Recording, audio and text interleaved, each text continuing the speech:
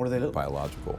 Oh, they range from some are, 1.5 2 feet tall, and some are 10 to 12 feet tall. I estimate somewhere between $6 and $12 trillion have gone into this over the last 70 years without accountability. I've debriefed numerous men who have been on these retrieval teams, and they said with no question, we're the aggressors, and they're not. Kennedy tried to get back under control, and of course he was killed for his efforts. And you think there's a link to that? 100%. I have no doubt. Yeah. So I think that we're reaching a point where we're not going to be able to keep this charade up for another decade.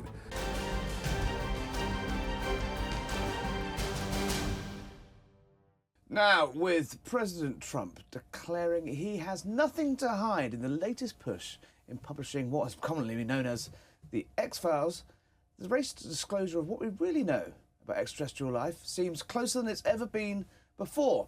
Or is it? Ufologist and founder of the Disclosure Project, Dr. Steven Greer, is here today in the studio. He says direct contact may already be possible. Claims there are secret programs and a hidden reality the government just doesn't want you to see. And he's here today. Doctor, are we closer to the truth than we've ever been? Or are we going to end up seeing a load of blacked out, redacted pages and the Pentagon saying, nothing to see here? Well, as you know, I've been providing this sort of information to the public, but also to people like the CIA director and other folks for a long time. The president has said he wants all this released. Now, what is all this? And he's ordered the Secretary of War, Mr. Hegstead, to do it. The problem is, going all the way back to when I first met with Bill Clinton, CIA director, those folks usually don't have access to these projects. These are deep black projects. They've been run illegally. This is what most people don't understand. They're not under the normal chain of command. And they have been unconstitutional since the late 1950s, and we can prove this. So what I did is, I'm an emergency and trauma doctor. I collected over the last 30 years about 760 whistleblowers. And we provided that information to the administration, to members of Congress, like Mr. Burchett and Burleson, Luna, et cetera, and Senate Intelligence and Armed Services. The question is, how much of that will they decide to pursue? Now, I think the more important question is to what extent will law enforcement fulfill their mandate, because these have been illegally run programs without the oversight of the Congress or the President. You said, Tim Burchett, someone you know well, was on the show the other day. He's obviously been leading the sort of legislative charge to have this these files released. He says the President himself is on a need-to-know basis. Correct. How does that work in a country that prides itself on its divisions of power, its structures, its constitution, its setup? How are we in a world where there are things that the leader of the free world is kept in the dark about? Well, I think that how that evolved, if you want a really quick overview, back in the late 1950s, President Eisenhower was going to disclose this information and some of the technology associated with it, and the fact that we're not alone in the cosmos. But that would have been the death knell for oil and gas and coal, because if you look at these things and how they're moving, there's no payload of rocket fuel or jets. It's an electromagnetic field propulsion system. We understand the physics about it. My uncle worked Northrop Grumman his whole career, helped design the lunar module, put the first man on the moon. And so as a little kid, I was looking into this and realized that, well, if you had that, you wouldn't need Iranian oil or the Strait of Hormuz. It wouldn't be relevant. So I think that it was decided to keep it secret and eventually keep it away from the policymakers and the constitutional government. Now, of course, that was a very big mistake, because look at the state of the world we're in now. And most people don't understand this is a massive science and technology story. They think it's about little gray men, which is mostly rubbish. But I think it's more about science and technology and who controls it, who has it, and who doesn't. So the central allegation you're making, or suggestion you're making, is that for the interests of the financial interests of the oil and gas industry, the American government is sitting on technological advances that were way beyond our comprehension now? No, I don't think it's the government so much as corporate. It's mainly the center of gravity in all of this. Yes, there's JSOC involvement, Joint Special Operations Command. There's compartmented operations at the agency, CIA and DOD. But those are not integrated into necessarily the commander-in-chief or the Congress or those. And those are working with the corporate world the big corporations that do the aerospace engineering, but also a lot of financial and other interests. The problem is, over the last 70 years, these programs have become so excessively illegal that they're now involved in human trafficking and drug running and child trafficking. So who's calling? Who's calling the shots then? Who is it that's making these decisions? Well, I mean, it's an international issue. Think of it as sort of a transnational criminal organization that runs it. I hate to say that, but I mean, it is. So there are key people in the organization, some of whom I've met with over the years. But the main thing is that it's just operating above the government or beneath it, depending on how you look at it. And this is a huge problem because, you know, when everyone sees that Tic Tac, you know, our F-18 Hornet was chasing, that got released some years ago. Yeah. That was Lockheed Skunk Works. That was not an alien craft. It was, and I've been to the facility and the site and the underground entry location where those are made and deployed from. Now we're going to do a National Press Club on May 8th, where we're going to have Green Beret and other whistleblowers there, and one of them actually saw that thing being deployed at a Middle East mission. We can't say what country, and it's man-made tech. Now, are there ones that are non-human? Yes, for sure. Let's cover that. We'll get to that in a moment. I just want to talk about this transnational organisation that is it's working in the interests of the of oil and gas that would be put out of business essentially if we knew about and used this technology that we have developed or have discovered or have found but know how. I mean, that's an astonishing idea that this could be across, you know, close to a century, across multiple countries, and no one's really blown the whistle yet. Yeah, but they have. You know, in 2001, the reason we're doing this press conference on May 8th here in Washington, we had 22 top secret people at the National Press Club, and they disclosed it, and it was 800 million people saw it globally. But no one in the government of we the people wanted to do anything about it. Now, 25 years later, there are inquiries, there are hearings, the president is moving. So it's, you know, it's been an exhausting process that we've been working on. Tim Burchett says, you know, these people, whoever it is that's pulling the strings here, whoever it is that's organising the thing, would kill before they allowed the truth to come out. Correct. And they're called wet works, and we know people who have been There's been a number of reported incidents in the last couple of weeks and months of prominent scientists, people involved, ufologists and people who are experts in this field who have died in mysterious circumstances. Oh, yeah. Do you link that to what we're seeing here? Oh, well, over the years and decades, there's been probably many like that. And this has also been handed over to law enforcement.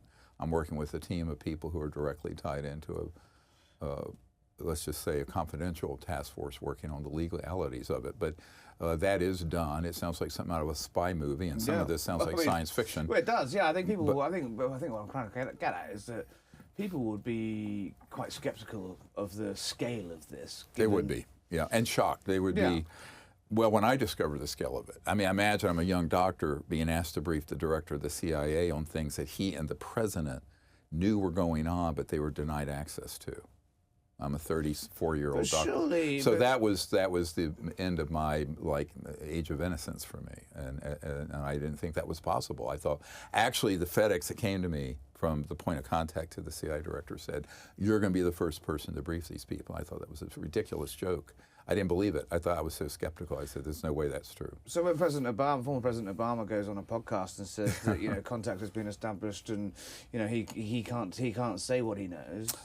Well, wait, be careful. He's a lawyer, and I'm a doctor, so I'm more straight up about how I'm going to speak about this.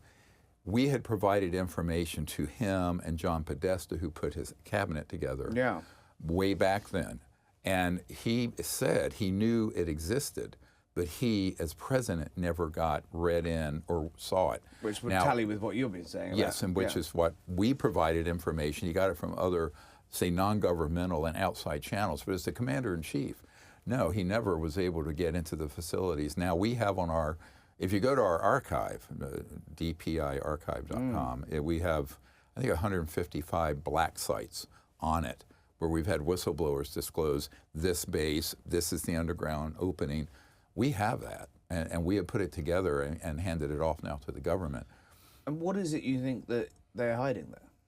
Well, I think there's a couple of, the bigger issue is why. All right, I know what they're hiding. What are they hiding? They're hiding both non-human extraterrestrial vehicles and bodies and what have you that we have downed using very advanced electromagnetic pulse directional energy So weapons. contact has been made, whether it was friendly contact or not, and that is being covered up. We're the unfriendly. We're the unfriendly. Yeah, ones. there's not a They're the nice guys. Yes, ironically, the opposite of Hollywood. What makes you say that? Well, because we've studied this, I've debriefed numerous men who have been on these retrieval teams, and they said with no question, we're the aggressors, and they're not. However, they've created a specter of there being a threat from outer space. It's the great line for The Simpsons, isn't it? He comes, the alien comes. We come in peace. Yeah. He's coming in peace. Get him. It Well, kind of mind but boggles there, doesn't it? I mean, it all started after we detonated the first atomic bomb. okay, all right, let's get into this. So when did it first start? We'll start with when it first started nationally or globally. I mean, when it first started for you as well in a moment. When did it? You say it started when we let off a nuclear bomb, and they said, "Oh, what's that? We don't like that." Yeah, what's going on down here with these primates? But I think, well, because the EMP, the electromagnetic pulse from that is picked up, and there's a component of it that's called scalar. I won't get into the physics of it, that can be picked up very distant star systems. So I think this caused a lot of these civilizations out there to look, what's going on here?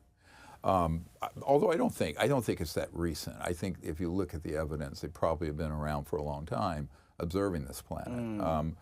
And the other thing is that if you look at how many aggressive actions we've taken, given the extraordinary superiority of technology that these non-human civilizations have, we'd been wiped off the face of the earth in 1945 if they were hostile. If they were hostile. They're not hostile. I mean, that's the myth. Now, you know, Werner von Braun, who invented the rocket for Adolf Hitler, his spokeswoman for the last few years of his life is on my team, and she's now in her 80s, and she said that he knew that they were going to hoax in a false flag operation a threat from outer space. And you know, General Flynn just put out a tweet, I think, last week about that. And who had been National Security Advisor for Mr. Trump first time but around. he's a man that not many conspiracy theories that General Flynn doesn't like to enjoy, right? I mean, he jumps. Well, I know him, but I don't know if that's the case. But I think that he's begun to look into. So contact was established how? I think that they were surveilling our nuclear facilities, and once we realized that they were electromagnetic craft, that you could do a type of directional energy weapon and cause them to malfunction. Which, if you understand what a directional EMP could do, it can just freeze your car or jet or anything. Yeah. And so our understanding, I know I can show you the images of the facility I was at a couple years ago out in the high desert near Edwards Air Force Base. And they have these large and even portable, smaller EMP weapons that can target one of these objects and disable it and it'll come down. So over the years, then through the 50s, 60s, we began to reverse engineer those systems. And so most of the UFOs, UAPs people see are Northrop Grumman's, Lockheed's, Raytheon's, EG&G. They're taking this technology and made their own versions out of it. Yeah, because you have, honestly, the brightest scientific minds I have ever met work in those classified projects. Well, the question that I always thought is fine. There are images and sightings and evidence that's been presented from previous generations. But now we live in the age of the smartphone, and every single, pretty much every single person in the West is armed with one of the most advanced cameras, in their hand. Why have we still not had that sort of definitive moment of capture? Oh, we do. In my archive, we have crystal clear daytime photos, videos, all kinds of things. So, the fact that you haven't seen it people on are still CNN skeptical. Yeah, exactly. Why is it not broken through? Because it's been denied and ridiculed. I mean, it's the stuff of National Enquirer or tabloid rubbish. Nothing wrong with tabloids. Nothing wrong with tabloids. But I'm just saying, it's like when Lord Hill Norton, your former Minister of Defense director, I was at his cottage in the 90s. He said, this is of the utmost importance, but instead it's rubbished in the tabloids. Deliberately as part of the strategy of cover-up. Deliberately. It's a psychological warfare operation. And most people know, like the founder of the National Enquirer had worked for the Psychological Warfare Division of CIA. So in your view, contact has been established. There has been a sort of ability to copy technology. What does that contact look like? Do you believe that people have conversed and spoken to extraterrestrial life on Earth? Yes, I do believe that there has been programs to do that. One of our whistleblowers, who's recently passed away, Clifford Sergeant Stone, was on such an operation. And again, you know, there are various species. I think as of the late 60s, they had cataloged 68 or 69 different species that were different. What do they look like? Biological.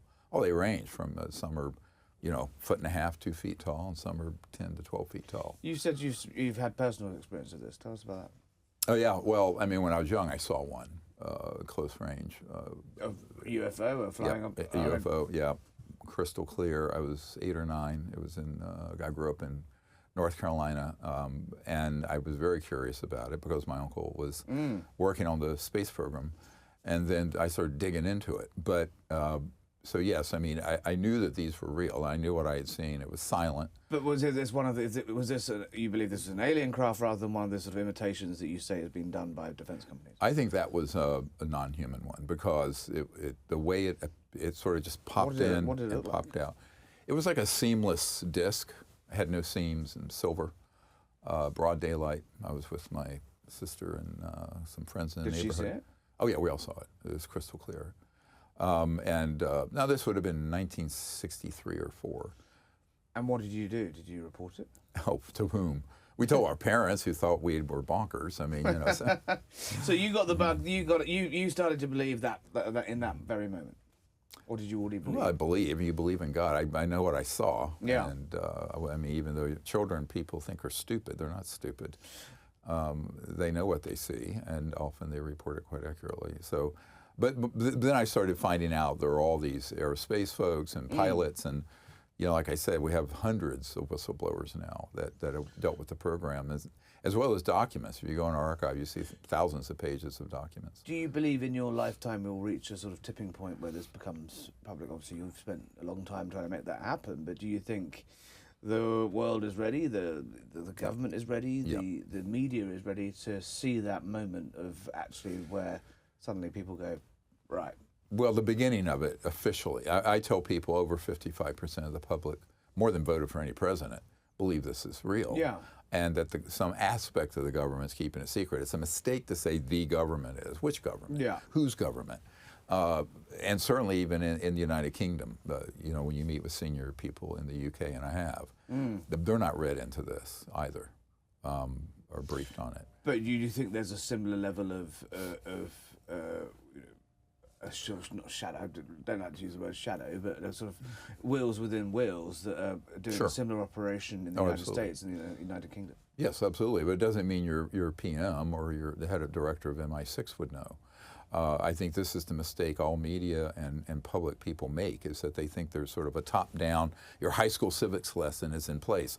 No, instead, there's sort of an unconstitutional, I think the pop term now is deep state, but we started talking about a very deep national security state around the UAP UFO issue back in the 90s. But this would have had to be passed down through generations, though. It has. The people, so how do they pick who's in on it and who's not?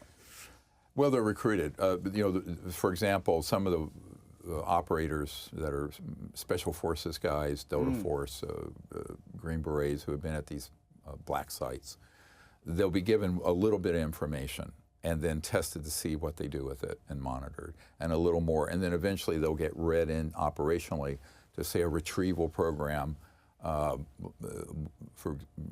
know several of these that we have their names and information, and I'm encouraging the Congress to subpoena them. Well, on that point, you know, this would have cost hundreds of billions of dollars. No, you're off by a few orders of magnitude. We're talking trillions. Trillions. I estimate somewhere between $6 and $12 trillion have gone into this over the last 70 years without accountability. If you want to know why the Pentagon has failed 6 audits, this is a big reason. So you're saying that 6 to 12 trillion, not 9 to 12 trillion, I think you said, has gone walkies from the U.S. government's budget that is signed off by Congress every year, and no one at any point has gone, what the hell's going on here?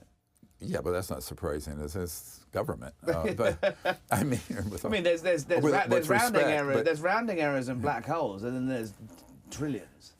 Yes, but look, I mean, if you have $1 trillion annual defense budget, You can claim off enough of that. 20%, 200 billion can go into things that they're not really keeping track of, and also it's a lot of there are a lot of private ways to make that money. I mean, it gets into some rather dark things. I think what Mr. Burchett was referring to the other day when he said it make the hair stand up on your neck. The people, if they knew, we have been providing whistleblowers over to Congress who have dealt with some of the very dark end of using UAP technologies and human trafficking and In what way? drug running. Yeah, and well, things. tell us more about that. Well, drug cartels and human trafficking, and this is In hand in glove with elements of the state and Yep. the military-industrial complex. yes, and but it's the criminal part of it, right? It's like there are the ordinary people who work on the B-2 stealth and this and that, right? And then there are these other deeper, special projects they're called, or SAPs, special access projects, that deal with this. And we're trying to fix that so there's sort of a peaceful transfer or transition. And I think the Congress and the President and others, and there are people in the United Kingdom as well looking at this quietly, and in Canada, about how can this happen. And it needs to come out in phases. For example, it needs to be disclosed we have this technology, but not all of it can be operationally disclosed. For example, the things that would generate energy that would run your house or car, that should have been out 80 years ago. But the thing is... But not the things that fly. The things that fly are missile delivery systems. Why is it, well, you said just America, if America knows about this stuff, and Britain knows about this stuff, surely the Soviets knew about it? They do. The Chinese knew about it? Yes. They have. It's in no one's interest. It's not to have America, Russia, China, possibly India, Brazil, who knows, all of these big powers, someone's going to crack eventually and cough, right? But you're thinking about it incorrectly. See, your paradigm is faulty. Okay. And let me explain why. You're thinking of it in a normal geopolitical way. But this goes within... Yeah, when I've been in a skiff, for Senate intelligence or wherever, I'll say, map of the world there, erase all the geopolitical boundaries. The group that runs this, the world is their oyster, and they operate transnationally, not internationally.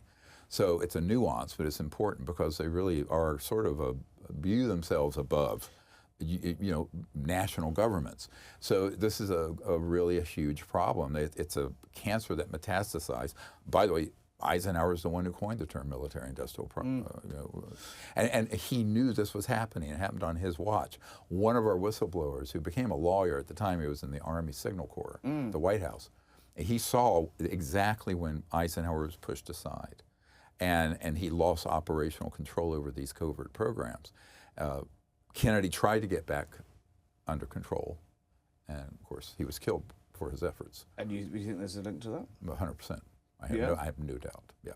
You have no doubt that there was an inside job because of this particular issue?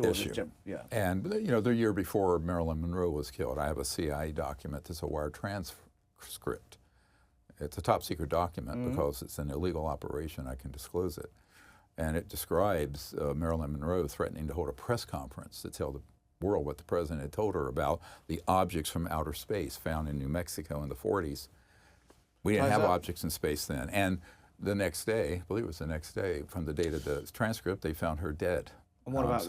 And then you get to Nixon, who was we all know what happened to him. He was talking about dark forces in the U.S. military that were trying to frame. You think there's links to that? Yeah, his history is a little more checkered because he was vice president for Eisenhower, and traditionally the vice president is chairman of the Space Council. Right. And he helped do this little sleight of hand against Eisenhower. He thought he'd win in 60, he didn't, he won in 68, and then by his second term he vowed to bring this out, and they said, oh no, you don't. So, I mean, there's a big history here, much more involved than we can go into in this show. But President Trump's playing with fire, basically, is what you're saying. If he's vowing to publish everything that they know, or do you think that this is so far deep that you could say we've published everything we know, but they won't even touch this? Oh, it's like peeling back a stinking onion. You get down to 38 layers and you still have stuff. In fact, that's what I found in my own research on this, is that the deeper you go, the worse it gets. But I do think, there's a consensus, I will say this, in the intelligence and defense community that it's time for this to transition over. What's changed? What's brought that around? Just the modern day acceptance of transparency, or? No, I think it's because the there's oil market's a crap. No, I think there's a critical mass of evidence and whistleblowers that have been coming out, and people realize the government loses credibility when it looks like the emperor has no clothes. And so I think that at this point, it's in everyone's interest to bring this out. Also, they do see that there's a huge problem with the way our world is running. I mean, imagine if you had something that fit on this table that would run your house or your car from what's called the zero-point energy field. And do you think that at zero cost, no cost. How does none. it work? It's a very high voltage electromagnetic system that pulls energy out of what's called the zero-point energy field. But this is the Holy Grail. This is what everyone's been looking for. Correct. It's like Atlas Shrugged, right? No, and those technologies do exist. But surely, if it did exist, someone would by now have gone public with it, because it would have saved millions and millions of lives. Well, go see. I did a documentary a couple of years ago called The Lost Century, and it documents a century of geniuses having these technologies confiscated or being killed because they come out with it. Because you're looking at, look, when you start talking about $1,000 trillion in assets in public utilities, oil, gas, coal, nuclear, wind, solar, Tesla cars you plug in like a golf cart, we don't need any of that. This is a whole new civilizational change. And that is how big it is, which is why, when I was with Lawrence Rockefeller, who, of course, whose family was Standard Oil, he told me back in 1993, he said, every aspect of life on Earth will be changed by this. Well, exactly. I mean, if this comes public, say say you get your dream one day and it does become public. Oh, it will. But it won't. It will. It will. It's going to come out. So what collapses first? The global energy markets, the global religion, or the global governance, global governance systems that's been essentially either incompetent or been lying. Well, I think it's all going to go through a revolution, but it doesn't have to be a collapse. For example, if you release the operating system for these energy systems today, it's going to take 20 years to get them in widespread use. So there'll be a glide down. So this is something that should have happened decades ago, but it didn't, and here we are. Now, we know that at some point it has to happen. Because look what's going on in the Middle East. I always tell people, think about our vital national security interests. Let me translate this for people. 3 letters, OIL, oil. That's our vital national security interests in the Middle East. And so we've been in a quagmire, slow quagmire there for decades, when the technologies that would liberate us from that exist. There's a chairman of a Fortune 50 company I know who said decades ago everyone on Earth could have had quote unquote free energy. And he's now in his 80s and he's sick over it and regrets it. And he wants to come forward. But he has also been threatened to keep his mouth shut. And his corporation had this technology, so a household name. You've been pushing at this door for decades now. 35 years, yeah. But don't remind me. How come you haven't been whacked? That's a complicated story. But we have supporters on that side of it who want to see this happen. So you've got people on the inside that want to see this happen. Then why can't they just come forward? Because they don't want to have their fingerprints on it. They're shadowy. They're up to their neck in it? Yeah, one of the guys is one of the senior-most people for 40-some years of CIA dealing with this that I know, all the way back to the Reagan era. And so I think, look, we have a very large intelligence network. There are friendlies, and I have a lot of enemies. I don't really care. I tell people, look, I've taken care of people killed over a 50-cent beer. This is the pearl of great price. You don't throw this one back. So it's worth making the effort. And I have 4 daughters and 11 grandkids. You don't want to leave the world. Look at the mess the world's in. But even from an environmental point of view and poverty, there are 3 billion people don't even have any energy to cook their food. In that dystopian world we're currently in, that can only lead to radicalization and warfare. Totally. But then also, if you are in possession of this, technology, surely you're in ability to make more money than God. No. Well, initially, but the thing is, let's say I just was driven here in a Suburban, a Chevrolet truck. Yeah. That engine's worth $8,000 or something, maybe 10. over the life of that vehicle, it'll use about $80,000 or $90,000 in petrol. So what you're looking at is the energy supply chain and all the commodities based to it, the commodities markets. So you're talking about hundreds, if not $1,000, $2,000 trillion. So for that, thuggery happens. And it is thuggery. You know, when I first met with a senior person for Senate Intelligence Committee some years ago, 4 or 5 years ago, I said, be careful, you're dealing with thugs. And sure enough, after that meeting in the Senate Intelligence SCIF, there were 2 Black Hawk helicopters over his house out here in Virginia, shaking his But how house. the hell did how the hell did someone get 2 Black Hawk helicopters, fly them over suburban Virginia, and no one go, well, hang on, what are you guys doing? Yeah. This is not a training mission. No, it wasn't. And in fact, he had access to covert black operations and flights, and it wasn't on it. So it's spooky. I mean, it shook him. But he's since left that position. But this is a complicated problem, and it deals with governance and technology and the human future. And that's why, you know, I know when Lord Hill Norton said he was disgusted that it was handled with such dismissive mirth by the tabloids, because he knew it was very important. I mean, it was a well, you used to have a Sea Lord. You can call him Sea Lord. We still have Sea Lords, yeah. Yeah, well, he was a 5-star admiral, a Sea Lord, I think they were called. He was a fascinating man, by the way. But so what happens in, you know, what happens to, do you think anyone will ever be held accountable for this? That's a matter of some discussion right now with people I'm working with, is do you pursue this criminally, or do you give letters of immunity to people for them to cooperate to bring this out, or non-prosecution, letters of non-prosecution. And also there's a bill trying to go through the Congress that would provide whistleblower protection. So if there were enough of them that came forward, they would be protected. But they're going to need more than just legal protection. They're going to need tactical personal security. And then my final question is, you're pushing from this side, they're trying to keep it covered up. If these aliens are so friendly, why don't they blow the whistle?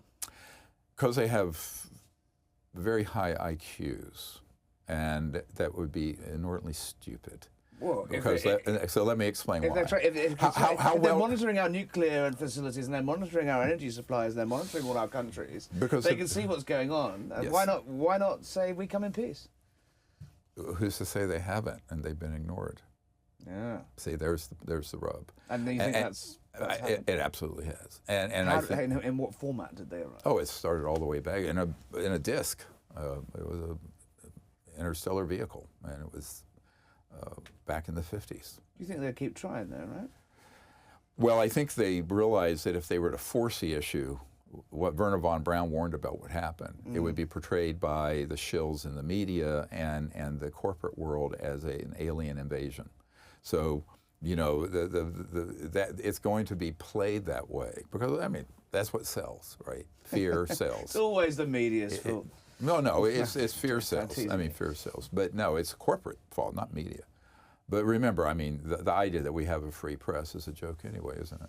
Well, I'm not sure about that. But you think in the next, so what time frame would you put on this? Where would you say, in 10 years' time? Oh, no. We were sitting I here? think it's within the next 6 to 24 months. Oh, wow. Okay. I do. So quite a legacy issue for this White House then. It's going to have to be dealt with one way or another, because the technologies we have, one thing we didn't talk about, studying advanced technologies with the resources they have to do so is not a flat line. It goes like this, you know, a straight up curve. And so we have been using those technologies against these other civilizations criminally and illegally. And that can only go on so far before there is some blowback. So I think that we're reaching a point where we're not going to be able to keep this charade up for another decade. I'd be very surprised if we go more than 2 years or 5 at the most. And I think there are people around the president that I've met with that are very, very close to him, who understand that it really needs to get dealt with. Give us a clue. Yeah. So we're talking Tulsi Gabbard, people like that? I really can't comment, but yeah, it's senior people. I mean, she's the head of national intelligence. Yeah, I mean, she knows. If anyone's to know, it's her, right? She didn't, but they are learning. But there are some problems with people in the institutions that end up blocking the appointed people who come and go. So there's sort of this permanent bureaucracy that will deceive them, and also false information. You know, one of the problems with Tucker Carlson and also the vice president, he said like a couple weeks ago about, well, the UFOs are demons because he had been told this rubbish, and that's another whole psyop out of the CIA. And it was funny because he's Roman Catholic, and I was at the Vatican with Pope John Paul's senior theologian, who was a demonologist, believe it or not. And we were joking, and he said, "Look, neither angels nor demons need flying saucers. They don't need spacecraft." So it was very funny. But I think this is one of the other problems. It needs to come out in a way that is hopeful, a positive event for humanity, unifies us, gives young people and people of all ages really hope for the future in terms of the environment and technology and all of this. And people talk affordability. One of the biggest components of everything is how we're making it. But if the energy price went to virtually zero, now there would be winners and losers. But look, I mean, the horse and buggy went the way of all flesh because we had the Model T take over, right? So this is the advancement of civilization, can't be forestalled forever. Do you really think that, say an emerging superpower like the Chinese wouldn't have used this to their advantage to do in America?